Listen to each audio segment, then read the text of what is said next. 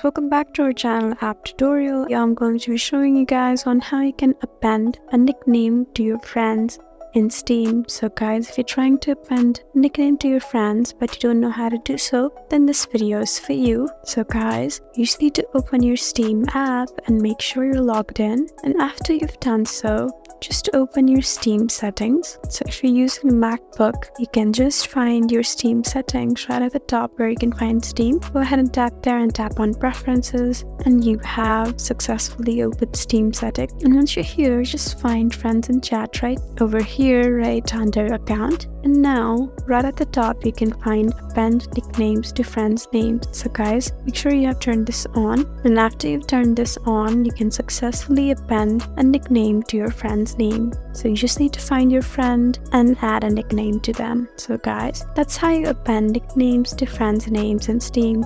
I hope this video was helpful for you. If you found this video helpful, please leave us a like and drop us a comment down below. And if you want more helpful videos like these, then please subscribe to our channel. We'll see you again next time. Thank you for watching.